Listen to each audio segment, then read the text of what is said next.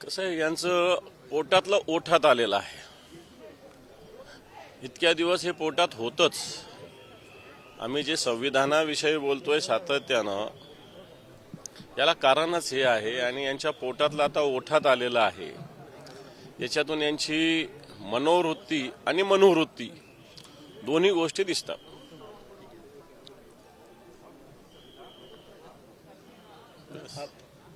विरोधी पक्ष संदर्भात अर्ज तुम्ही भरणार आहात का? कारण काल सुद्धा उद्धव ठाकरेंनी मार्गदर्शन केलं, त्यात काही चर्चा झाली आहे का? नाही, चर्चा काही झालेली नाही, पण तो विरोधी पक्ष नेता व्हावा म्हणून निश्चित येणाऱ्या 1-2 दिवसामध्ये किंवा या आठवड्यामध्ये निश्चित आम्ही सगळे मिळून संपर्क साधून विधानसभा अध्यक्ष, मुख्यमंत्री यांच्याशी भेटून निश्चित विरोधी पक्षनेता व्हावा म्हणून त्याच्यासाठी जे काही रितसर प्रोसेस आहे ती कंप्लीट करू. विधान परिषदेच्या सभापती पदासाठी राम शिंदे यांनी अर्ज भरलेला आहे. महाविकास आघाडीकडून अर्ज भरणार आहे का, की ही निवडणूक सुद्धा बिनविरोध होईल? बिनविरोध तर नाही होणार, पण एकदा मला असं वाटतं सभापती किंवा विधानसभा अध्यक्ष या सगळ्या निवडणुका प्रतिष्ठेच्या असतात, या राजकीय नसाव्यात असं आमचं मत आहे. आणि त्या हेतूनं आम्ही तिन्ही पक्षांनी तर एकत्रित चर्चा केलेली आहे.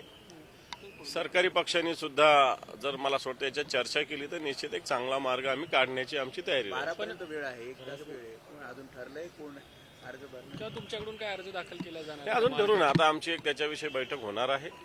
एक प्रिलिम बैठक काल झालेली आहे. आज थोड्या वेळाने त्याच्याविषयी निर्णय घेऊ.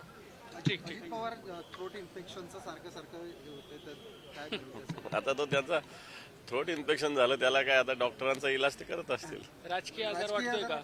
नाही आजार हा राजकीय वाटतो सर. नाही, असं काही वाटत नाही. असं काही समजायची गरज नाही. त्यांच्या सगळ्या मनासारखं झालेलं आहे, त्यामुळे राजकीय आजार कशाला येईल त्यांना. महायुतीकडनं निलमताई सुद्धा भरणार होत्या असं कळत होतं. मला वाटत नाही. राम शिंदे यांची अधिकृत घोषणा झाल्यावर दुसरे कसे काय भरतील. राम शिंदे यांचं जर नाव अधिकृतरित्या जाहीर झालं असेल तर मला नाही वाटत महायुतीकडून दुसरं कोणी फॉर्म भरण्याची तयारी करेल. ठीक.